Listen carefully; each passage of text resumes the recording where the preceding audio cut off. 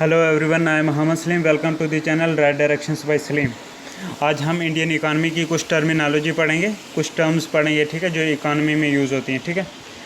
हाँ, तो यह तकरीबन हर ग्रेजुएट लेवल एग्ज़ाम्स के लिए ज़रूरी हैं, क्या कि चाहे वो एसएससी का हो, यूपीएससी का हो, रेलवेज़ का हो, और स्टेट पीएससी के स्टेट जो और नॉर्मल नॉन गेस्टेड पोस्ट होती हैं, गेस्टेड नॉन गेस्टेड हर एक में इम्पॉर्टेंट है, ठीक है ना।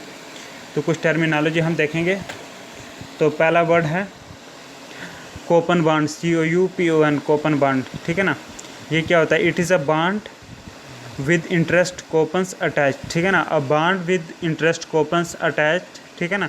This is called coupon bond. The coupons are clipped as they come due and presented by the holder for payment of interest. The coupons are clipped, CLIPPD, clipped as they come due, due, and presented by the holder for payment of interest. So this is called coupon bond, means bond with interest coupons attached, ठीक है ना। Next one is credit control. Credit control. It implies the measures employed by central bank of a country to control the volume of credit in the bank. So this is credit control, means measures employed by central bank of a country to control the volume of credit in the bank. So this is called credit control. Next is credit rating. Credit rating, ठीक है ना। It is the assessed credit worthiness of prospective customers, ठीक है ना। Credit rating is the assessed ASSED is assessed credit credit rating is the assessed credit worthiness of prospective customers, ठीक है ना। Next is credit rationing, RATIONING, credit rationing, ठीक है ना। Credit rationing takes place when the banks discriminate between the borrowers, ठीक है ना। जब बैंक borrowers के दरमियान डिस्क्रिमिनेट करता है, देन क्रेडिट रेशनिंग होती है, ठीक है ना। Credit rationing empowers the banks to lend to someone and refuse to lend others.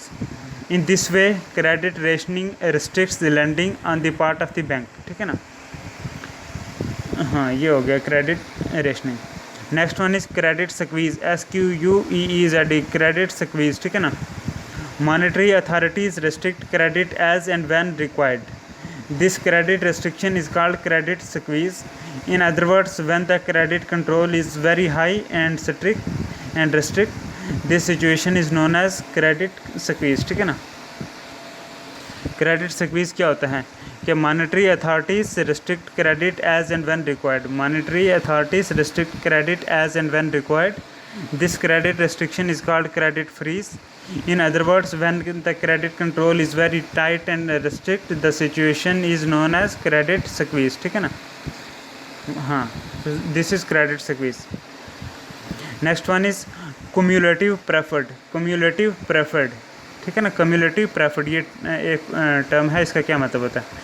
A stock having a provision that if one or more dividends are omitted, the omitted dividends must be paid before dividends may be paid on the company's common stock. So this is cumulative preferred, means a stock having a provision that if one or more dividends are omitted, the omitted dividends must be paid before dividends may be paid on the company's common stock. So this is cumulative preferred. Next is current assets. Current assets, ठीक है ना। Those assets of a company that are reasonably expected to be realized in cash, sold or consumed within during 1 year. So they are current assets. These current assets include cash, government bonds, receivables and money due, ठीक है ना, usually within 1 year, as well as inventories. So these are current assets, means इनमें आ गया cash, आ गया government bonds, आ गए receivables, आ गए, अच्छा due money आ गया, ठीक है ना, जो कि साल के अंदर ड्यू है वो मनी आ गया, ठीक है ना। एज वेल एज जो इन्वेंट्रीज होती हैं, ये सारे करंट एसेट्स में आते हैं, ठीक है। अच्छा, उसके बाद देखते हैं करंट लायबिलिटीज़ क्या होती हैं। करंट लायबिलिटीज़, ठीक है ना।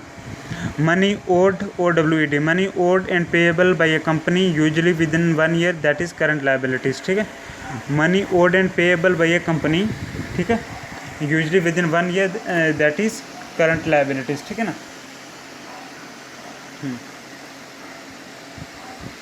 Next one is custom duty. Custom duty, ठीक है ना। Custom duty implies tax on imports, के जो इम्पोर्ट्स पे टैक्स लग रहा है, दैट इज़ कस्टम ड्यूटी, ठीक है ना। Custom duty is a duty that is import on the products received from exporting nations of the world. This custom duty is also called the protective duty as it protects the homeland industries, ठीक है ना। Custom duty is also called protective duty as it protects the home industries, ठीक है ना। हाँ, next one is cyclical unemployment. ठीक है ना। Cyclical unemployment, it is that phase of unemployment which appears due to the occurrence of the downward phase of the trade cycle. Such an employment is reduced or eliminated when the business cycle turns up again, ठीक है ना। हाँ, कि जब कोई trade cycle का phase जो है डाउनवर्ड हो जाए, ठीक है ना, तब साइक्लिकल अनएम्प्लॉयमेंट होती है। और जैसे बिज़नेस जो है वो टर्न अप होती है, तो बिज़नेस साइकिल टर्न अप होती है, तो ये जो है साइक्लिकल अनएम्प्लॉयमेंट ख़त्म हो जाती है, ठीक है ना। Next one is day order. Day order क्या होता है, ठीक है ना। N order to buy or cell, ठीक है ना, that if not executed expires at the end of the trading day on which it was entered, so that is day order, ठीक है ना। डे ऑर्डर एक वो ऑर्डर होता है जो कि हाँ, order to buy or cell, ठीक है ना, कोई चीज़, हाँ, ऑर्डर जो बेचना या ख़रीदना हो, ठीक है ना, अगर उसको एग्जीक्यूट नहीं करेंगे, ठीक है ना, ये उसी दिन मतलब कि एक्सपायर हो जाता है जिस दिन ये इंटर हुआ था। So this is day order, ठीक है ना, सिर्फ एक दिन के लिए। Next is dealer. Next term is dealer, DEAL, dealer, ठीक है ना।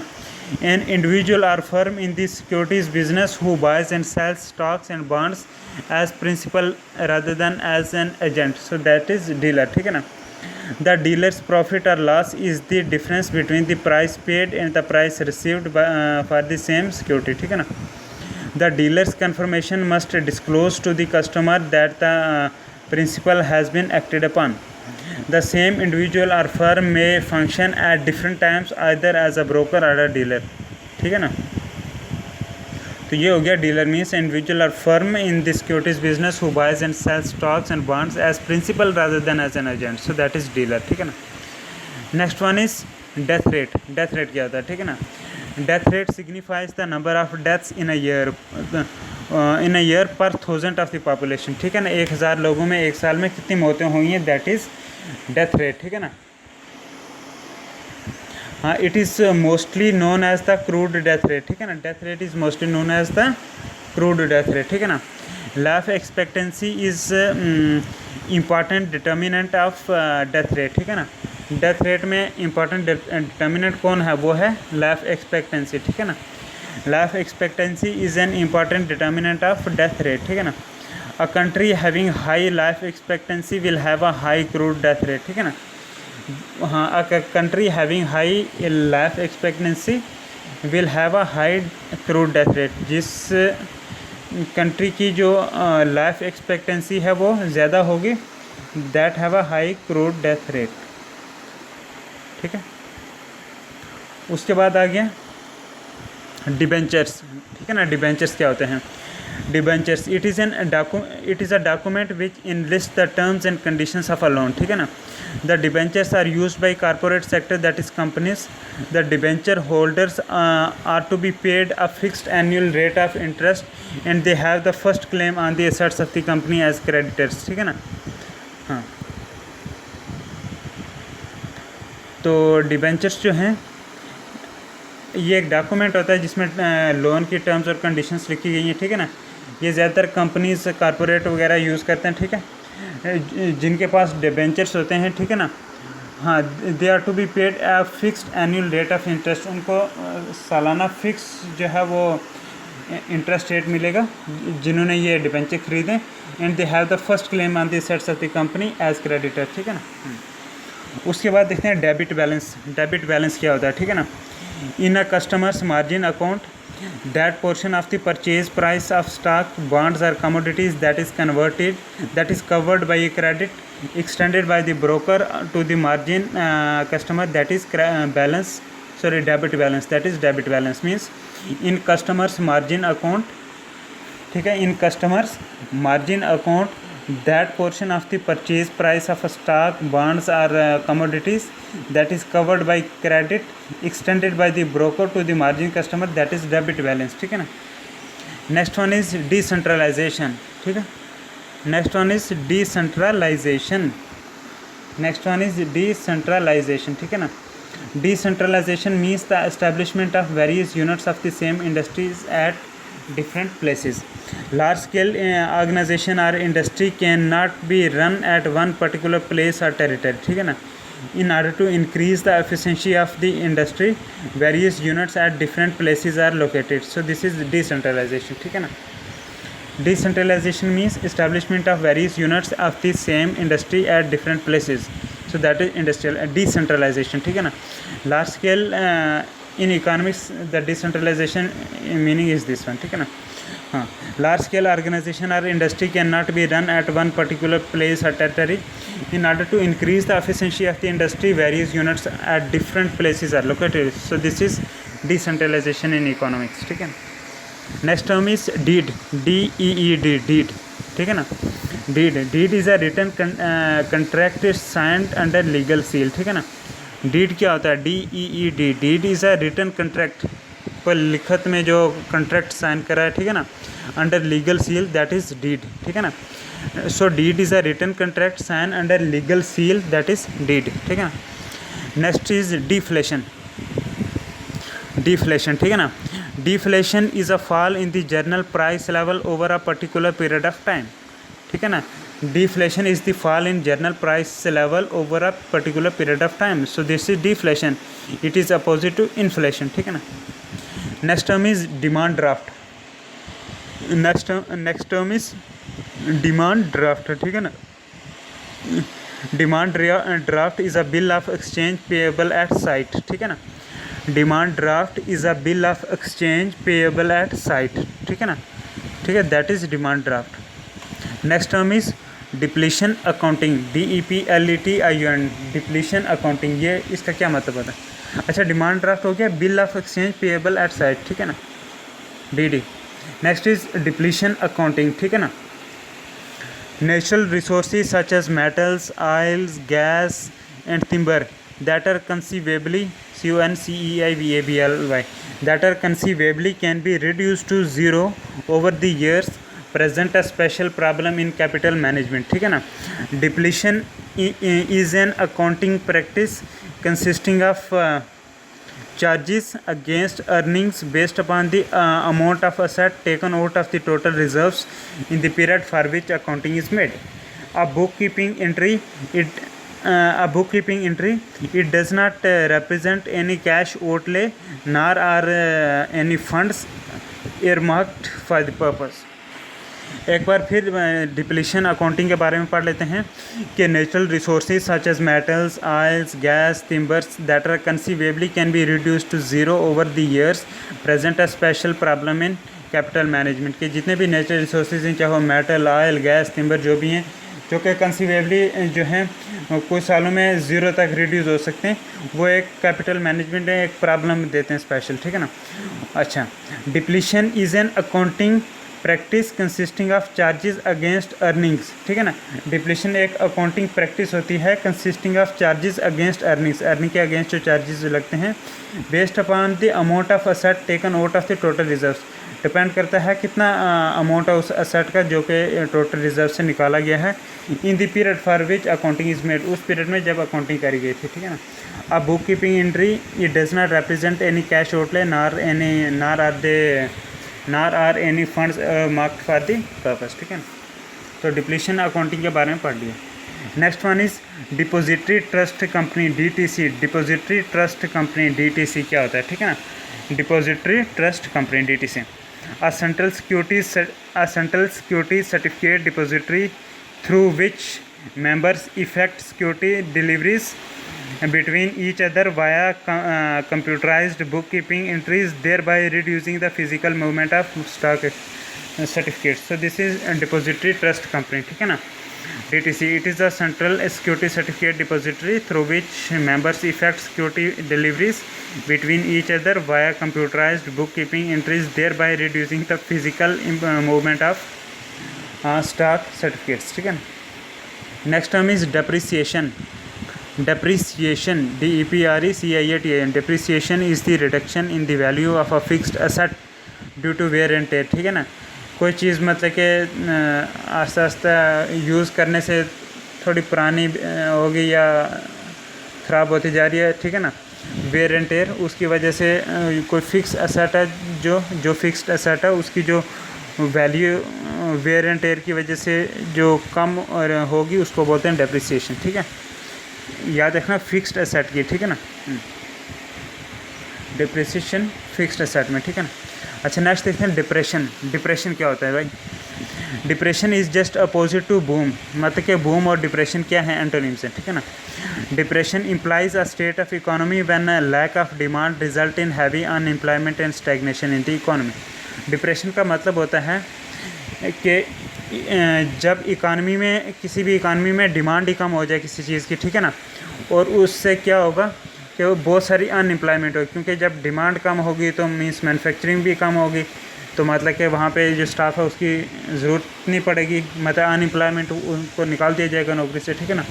तो अनएम्प्लॉयमेंट बढ़ेगी और ठीक है ना, और फिर इकानमी स्टैग्नेशन हो जाएगी, रुक जाएगी. ठीक है ना. इसको बोलते हैं डिप्रेशन. इकानमी में डिप्रेशन का ये मतलब होता है. ठीक है. नेक्स्ट टर्म है डीवैल्यूएशन. DEDVALUATION. डीवैल्यूएशन. ठीक है ना. हाँ. Devaluation is the reduction in the official rate of a currency in terms of a foreign currency. ठीक है ना. Indian rupee has been devalued thrice in 1949, 1966 and 1991. ठीक है. डीवैल्यूएशन होता है कि it is the reduction in the official rate of a currency. Currency की official rate में जो है वो कमी आ जाए, रिडक्शन हो जाए इन terms of foreign currency. Foreign currency के मुकाबले में हमारी करेंसी की जो है वो गिरावट आ जाए, दैट इज़ डीवैल्यूएशन. ठीक है ना. इंडियन रुपी जो है डीवैल्यूड करा गया 3 बार. 1949 में करा गया, 1966 में और 1991 में. 1949 में, 1966 में, 1991 में. ठीक है. 49, 66 और 91 में ये डिवैल्यूएशन हुई है इंडियन रुपीज़ की. ठीक है ना. उसके बाद देखते हैं डायरेक्टर. इकानमी में टर्म यूज़ होती है डायरेक्टर. ठीक है ना. हाँ, ये क्या होता है कि person elected by shareholders to serve on the board of directors, so that is director. ठीक है ना. The directors appoint the president, vice president and all other operating officers. ठीक है ना. Director decide among other matters if and when the dividends shall be paid. ठीक है. Director ये decide करता है कि डिविडेंड्स कब जो है उनकी पेमेंट करी जाएगी. ठीक है. हाँ, डायरेक्टर. उसके बाद देखते हैं डायरेक्ट टैक्स के बारे में. डायरेक्ट टैक्स क्या होता है? ठीक है ना. Direct tax, it is a tax whose burden cannot be shifted. ठीक है. वो टैक्स होता है जिसका बर्डन शिफ्ट नहीं करा जाता. That is the burden of direct tax is borne by the person on whom it is initially fixed. ठीक है. कि इसका जो डायरेक्ट टैक्स है ये उसी बंदे पर है कि जिसको ये स्टार्टिंग में जो है ये जिस पे ये टैक्स लगा था तो उसी को जो है ये चुकाना है. ठीक है ना. For example personal income tax, social security tax paid by employees, death tax. ठीक है ना. ये क्या है? डायरेक्ट टैक्स है. ठीक है ना. Personal income tax, social security tax paid by the employees. ठीक है ना. डेथ टैक्स वगैरह ये क्या है? डायरेक्ट टैक्स हैं. ठीक है ना. उसके बाद आती है टर्म डिस्काउंट. ठीक है ना. डिस्काउंट. डिस्काउंट क्या होता है कि the amount by which a preferred stock or bond may sell below its par value. ठीक है ना. कि डिस्काउंट वो अमाउंट होता है by which a preferred stock or bond may sell below its par value. ठीक है ना. कि जो उसकी कोई भी प्रेफर्ड स्टॉक या बॉन्ड की जो पार वैल्यू है, हाँ, तो उससे नीचे की कीमत में अगर कोई प्रेफर्ड स्टॉक या बॉन्ड बेचा जाता है, दैट इज़ डिस्काउंट. ठीक है ना.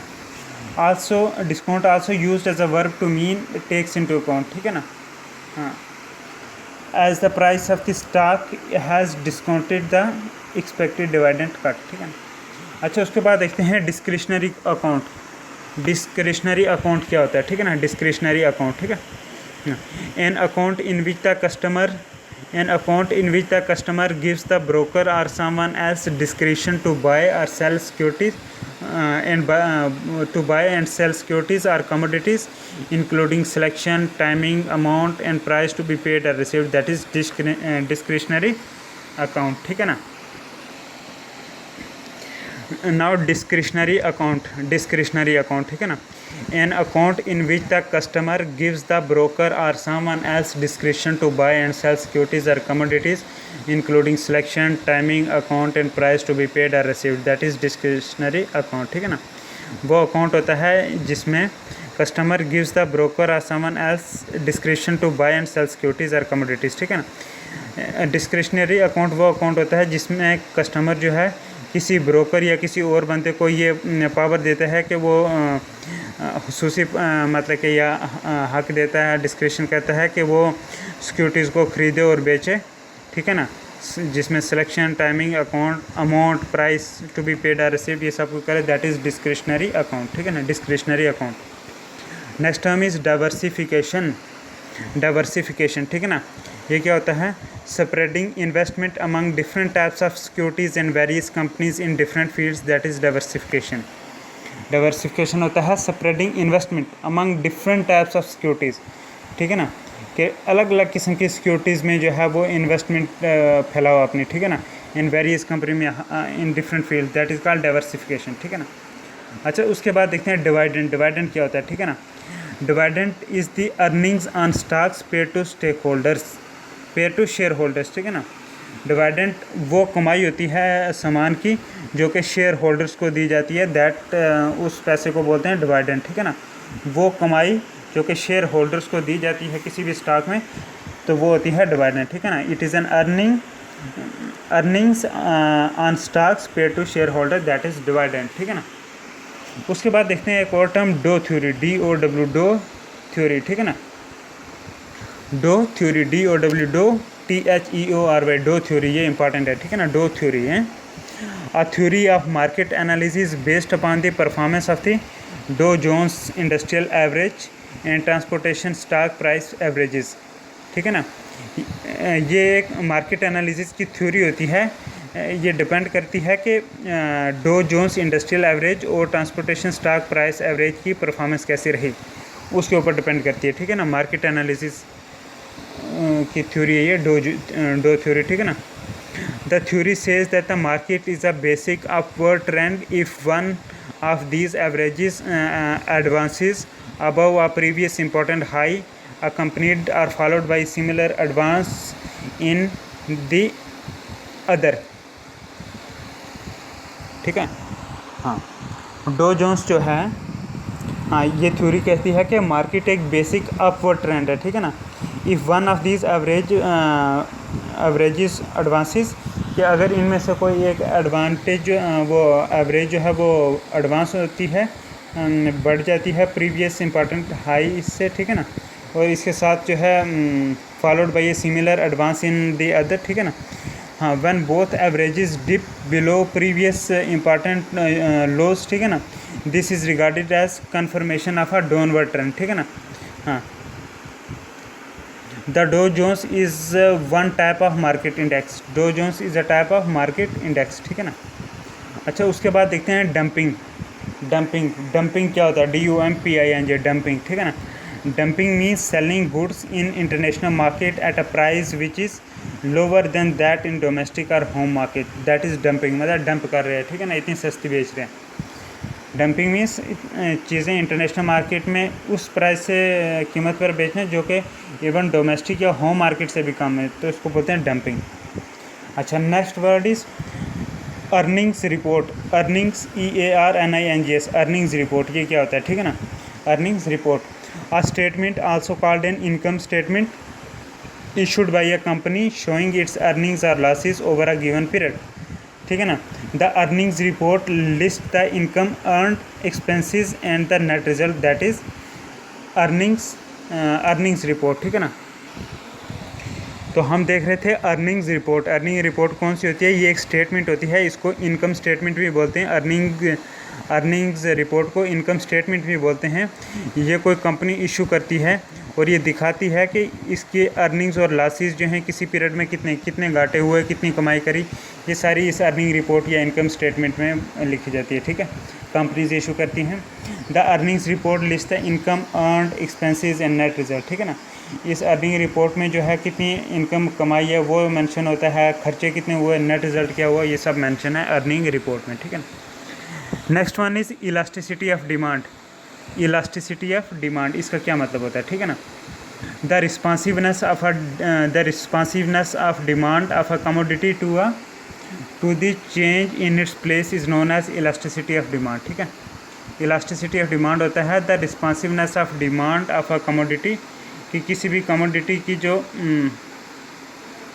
The responsiveness of demand of a commodity, कि कोई चीज़ है उसकी डिमांड की कितनी रिस्पॉन्सिवनेस है। ठीक है ना, to change in its price, कि उसकी प्राइस में कितनी मतलब कि चेंज हो सकती है, that is elasticity of demand.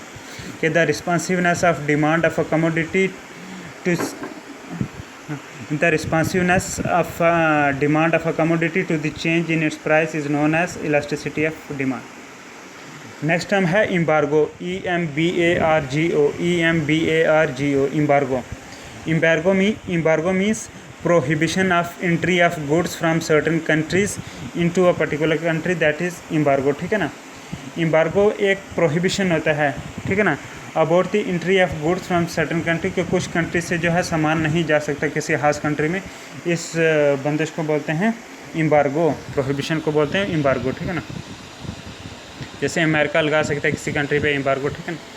अच्छा, उसके बाद देखते हैं Engel's law, ENGEL', Engel's law. ठीक है ना, ENGEL', एंजल्स लॉ। ठीक है ना। हाँ, Ernest Engel, the 19th century German statistician analyzed the budget data of working families and established a relationship between the family's income and expenditure। ठीक है ना। हाँ, तो ये बन गया Engel's law. According to the Engel's law, when a family's income increases the percentage of income spent on goods decreases. ठीक है, एंजल लॉ कहता है कि जब किसी फैमिली की इनकम जो है वो इंक्रीज़ होती है, बढ़ जाती है, तब जो उस कंपनी की जो मतलब कि जो परसेंटेज ऑफ इनकम जो कि फूड पे खर्च होती है वो कम हो जाती है। ठीक है। हाँ, कि जब किसी फैमिली की इनकम बढ़ जाती है तब उसका अमाउंट जो कि उसका कितना, उस इनकम में से कितने परसेंट जो फूड पे खर्च होता है तो वो मतलब पहले के मुकाबले में वो अमाउंट कम हो जाता है। ठीक है ना, परसेंटेज के हिसाब से, तो उसको बोलते हैं एंजल्स लॉ। मतलब कि जब किसी फैमिली की इनकम बढ़ जाती है तब जो percentage of its income spent on food decreases. ठीक है, means when a family's income increases the percentage of its income spent on food decreases, so this is Engel's law. ठीक है ना। तभी ज़्यादा अमीर बंदों के पास पैसे जुड़ते ही जा रहे हैं। ठीक है, क्योंकि जितना पैसा ज़्यादा उनके पास आता है, इनकम बढ़ती जाएगी, तब उसका बहुत कम परसेंट जो है ना, उस इनकम का बहुत कम परसेंट जो है खाने पीने में खर्च होता है। ठीक है, ऐसे समझ सकते हो कि अगर बाई चांस एक फैमिली दिन का 100 रुपये कमाती हैं और 10 रुपये जो आपने खाने का सामान लेते हैं 10 रुपये का, तो वो उसका होगी 10%। ठीक है, अगर उसी फैमिली की इनकम जो बढ़ जाएगी 100 के बदले 200 हो जाएगी। ठीक है ना, तो लेकिन खाने पे तो उतने 10 रुपये लगेंगे, तो वो आप उतना तकरीबन 5% हो गया है। तो हाँ, तो मतलब कि जब इनकम बढ़ जाती है तो उस इनकम का परसेंटेज जो उस खाने पे लगता है वो कम हो जाता है। ये बोलता है कौन? ये एंजल्स लॉ। ठीक है ना, ये दिया था 19th century जर्मन स्टैटिस्टिशियन ने। हाँ, उसने फैमिली के इनकम और एक्सपेंडिचर के दरम्यान में रिलेशनशिप ये काम करा, एंजल्स लॉ। ठीक है ना।